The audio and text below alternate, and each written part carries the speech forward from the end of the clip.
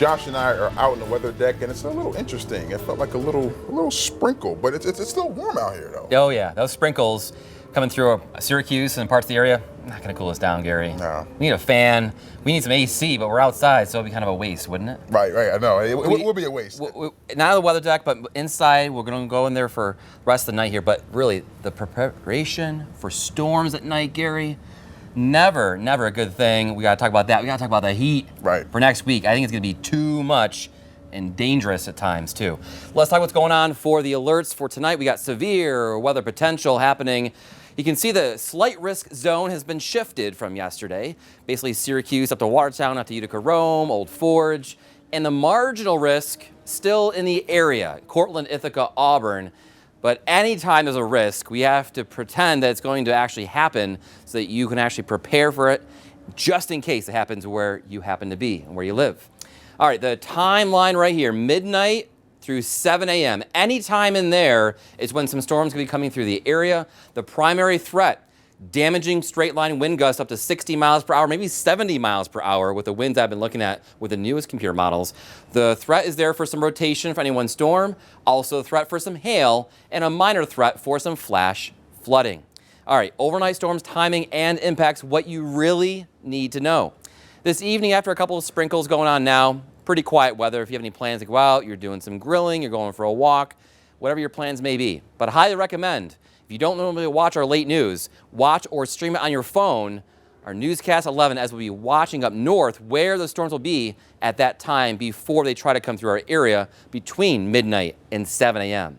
Any one storm could become severe with damaging wind gusts. Again, I mentioned the threat for rotation and even some hail or a combination of these, and that could allow for some damage. I'm talking about maybe some tree branches, a tree or two coming down, a power line being knocked down, or trees on power lines causing some outages and maybe even some property damage. Never, ever a good thing having this happen at night, but you need to be aware before you go to sleep tonight.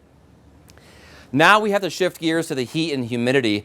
The National Weather Service went from a watch for parts of our area to our entire area being under a heat advisory. I do agree with it.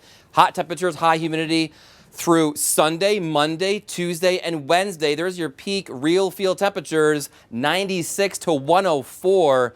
That's downright dangerous, especially when you get up closer to the triple-digit type heat. You need to prepare now. You need to know what to do and kind of limit your time outside. The whole thing with being safe about the intense heat and humidity. We got low mid 80s for the air temperatures right now, basically low mid 80s for the heat index, the real feel right now, but that's going to be going up in the next few days. Triple Doppler sponsored by Falso Surface Experts. A couple of sprinkles coming through now, but to the west of that, not much happening.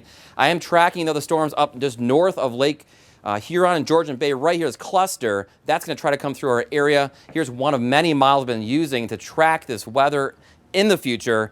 This one is showing the worst case scenario. Others not showing it as intense, but overnight, 3, 4, 5, 6 in the morning, maybe a line of storms coming through our entire area. A lot of it will actually be probably closer to Utica towards Albany, but still, Mother Nature has a mind of her own when it comes to nighttime storms.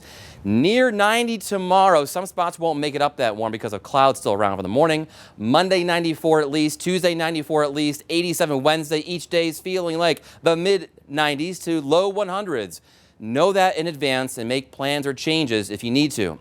Wednesday, Thursday, Friday, better chances for rain or storms in the 80s, and those overnight lows instead of 70s will only be in the 60s. Gary. Next in sports.